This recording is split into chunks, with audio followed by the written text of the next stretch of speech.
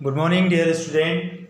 आज हम लोग नया चैप्टर स्टार्ट किए हैं क्लास 9 का, है ना भाई, 4th चैप्टर, जिसमें भारत की नदियां एवं अफवाह प्रणाली के बारे में अध्ययन करेंगे, है ना भाई। तो सबसे पहले अध्ययन करेंगे नदी के बारे में बच्चों की नदी का निर्माण किस प्रकार से होता है ना भाई। तो हमें पता है कि जो नदी का निर्माण जो है कौन से क्षेत्र से होता है भाई, तो पहाड़ी क्षेत्र से होता है। कौन से क्षेत्र से? पहाड़ी क्षेत्र से होता है। अधिकतर इनका जो उद्गम स्थान होता है वह पहाड़ी क्षेत्र होता है ना भाई। तो इन्हीं के बारे में हम क्या करेंगे, अध्ययन करेंगे, ठीक है।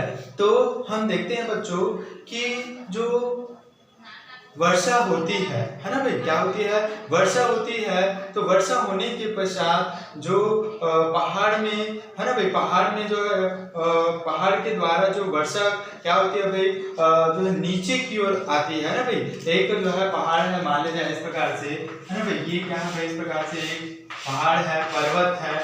यहाँ पे क्या हुआ बच्चों, इस प्रकार से वर्षा हुआ। तो वर्षा होने के पश्चात वर्षा क्या हो जाती है भाई, इस प्रकार से पहाड़ से होते हुए इस प्रकार से एक नदी का रूप ले लेती है। इस प्रकार से जो है क्या हो जाती है, इस प्रकार से एक नदी का रूप ले लेती है। और इस प्रकार से जो है जल क्या होने लगती है बच्चों, बहने लगती है। जल क्या होने लगती है, बहने लगती है, और नदी का निर्माण हो जाता है। नदी का क्या हो जाता है बच्चों, नदी का निर्माण हो जाता है, निर्माण हो जाता है ना। तो नदी का निर्माण हो जाता है। तो हमें पता है प्रारंभ में क्या होगा बच्चों, तो प्रारंभ में यहाँ जो है, चूंकि जो नदी इस पर्वतों से होते हुए, जल जो इस पर्वतों से होते हुए नीचे की ओर क्या होगा भाई, नीचे की ओर बहेगी, तब इनका जो स्पीड है, रफ्तार है, वो क्या होगा भाई, अधिक होगा। क्या होगा, अधिक होगा। और तेज गति से क्या होगा भाई, नीचे की ओर आएगा। तेज गति से क्या होगा, नीचे की ओर आएगा। और इनका जो क्षेत्र है वो भी क्या होगा बच्चों, बड़ा होगा। ये क्षेत्र क्या होगा, बड़ा होगा। और आगे जाकर ये एक सकरे जो है, एक पतले जो है रूप में जो इस प्रकार से जो है सागर में जाकर क्या हो जाता है बच्चों, प्रवाहित हो जाता है। तो हम देखेंगे कि कुछ जब वर्षा होती है तो कुछ जो वर्षा की जल है वह नदी के माध्यम से सागरों में जाकर मिल जाती है, और कुछ अंश जो है भूमि के नीचे में, है ना भाई, कुछ अंश जो है भूमि के नीचे में चली जाती है, और भूमि के नीचे में जाकर एकत्र हो जाती है। और इनका प्रयोग हम जो है विभिन्न विभिन्न कार्यों के लिए इनका प्रयोग हम करते हैं। जैसे नलकूप में हम इन्हीं जलों का प्रयोग करते हैं, पीने के लिए भी हम इन्हीं जलों का प्रयोग करते हैं, ठीक है भाई। तो इस प्रकार से हमने देखा कि वर्षा की जो जल है, कुछ जलें क्या हो जाती है भाई, जो है नदी का रूप लेके जो है क्या हो जाती है, सागर में मिल जाती है। और कुछ जलें क्या हो जाती है, कुछ जल भूमि के नीचे रिस जाती है, और रिसने के कारण यह क्या हो जाती है, भूमि में एकत्रित हो जाती है। और इनका प्रयोग हम किसके लिए करते हैं भाई, पीने के लिए तथा विभिन्न कार्यों के लिए करते हैं, ठीक है। तो हम देखते हैं बच्चों, जिस स्थान पे नदी का उद्गम हो रहा है, अर्थात जिस स्थान से जो है नदी जो है बह रही है, उस स्थान को हम क्या कहेंगे, नदी का उद्गम स्थान कहेंगे। नदी का क्या कहेंगे, उद्गम स्थान कहेंगे, ठीक है। कौन से स्थान कहेंगे बच्चों, नदी का उद्गम स्थान कहेंगे। मान लीजिए जैसे पर्वत या जो है पहाड़ में नदी का उद्गम हुआ है, तो उसको हम क्या कहेंगे भाई, इस स्थान को हम उद्गम स्थान कहेंगे, ठीक है। उसी प्रकार नदी जिस स्थान पे क्या हो जाती है भाई, पहुंच जाती है और समा जाती है, उस स्थान को हम अपवाह जो है कहेंगे, सॉरी मुहाना कहेंगे। क्या कहेंगे बच्चों, मुहाना कहेंगे। नदी का मुहाना कहेंगे, मुहाना। क्या कहेंगे बच्चों, मुहाना।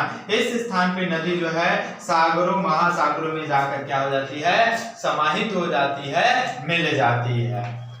तो ये तो हुआ सामान्य नदी की बातें, है ना भाई।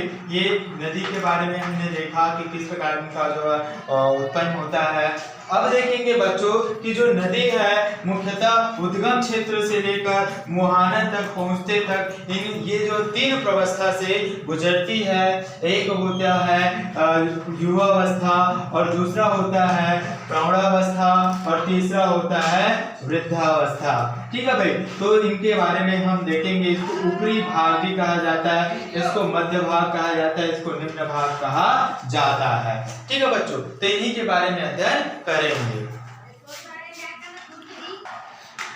आगे देखते हैं बच्चों, चलो इनके बारे में समझ लेते हैं कि युवावस्था या ऊपरी भाग क्या है। ऊपरी भाग कहने का मतलब बच्चों समझ में आ रहा है कि जो नदी है ना भाई, जो नदी है वह ऊपर से है ना भाई नीचे की ओर जाती है ना भाई, ऊपर है उससे यहाँ नीचे की ओर है ना भाई इस प्रकार से बहती है, तो इसी को बोला जाता है ऊपरी भाग। जब नदी ऊपर से नीचे की ओर क्या होती है, बहती है, इस अवस्था में जो है नदी जो है भूमि का कटाव अधिक मात्रा में करता है। किसका कटाव बच्चों, तो भूमि का कटाव अधिक मात्रा में करता है, जिसके कारण इनके साथ जो है छोटे छोटे कंकड़ पत्थर इत्यादि उपस्थित होते हैं और इन्हें जो है बहाकर नदी ले जाती है। और इस अवस्था में नदी वी आकृति की होती है।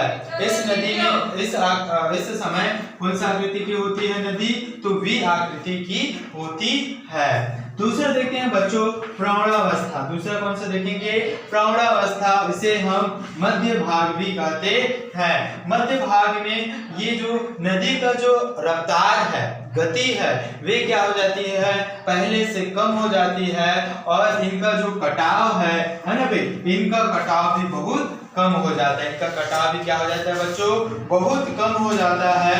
और साथ ही साथ यह जलोढ़ का निर्माण करता है और मिट्टी का निर्माण करता है। और साथ ही साथ ये जो है भूमि गहराई को न काटकर यह इनके साइड को काटने लगता है ना भाई। यहाँ पे क्या होता है, भूमि की गहराई को जो है काटता है नदी, और यहाँ भूमि की जो है साइड को किनारे को काटने लगती है। ठीक है, आगे देखते हैं। यह जो मध्य जो प्रौढ़ावस्था में नदी जो है विभिन्न आकृति भी लेती है ना भाई। विभिन्न आकृति के द्वारा जो है ये क्या होती है भाई, आगे की ओर बहती है।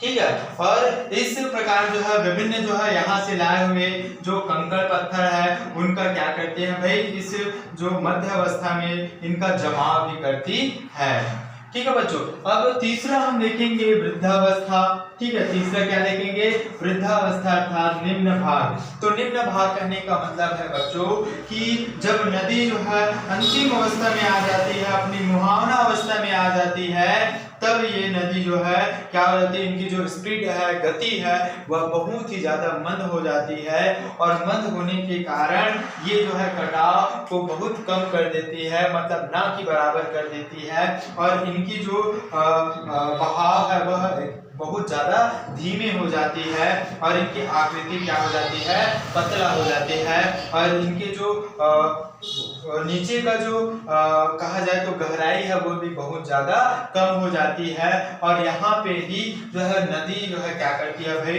नदी यहाँ पर ही नदी कहा जाए तो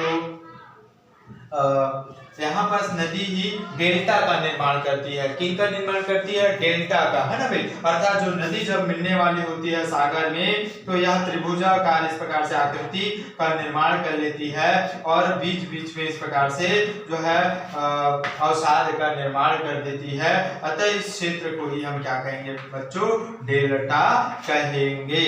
ठीक है, तो इस प्रकार से आज हमने समझा कि जो है नदी के अंतर्गत समझा कि नदी की उत्पत्ति कैसे और कहाँ पास होती है। और नदी जहाँ उत्पत्ति होती है उनको हम उद्गम स्थान कहते हैं, और जहाँ वह मिलती है सागरों से है ना, उसको हम मुहाना कहते हैं। ठीक है बच्चों, आज के लिए इतना ही।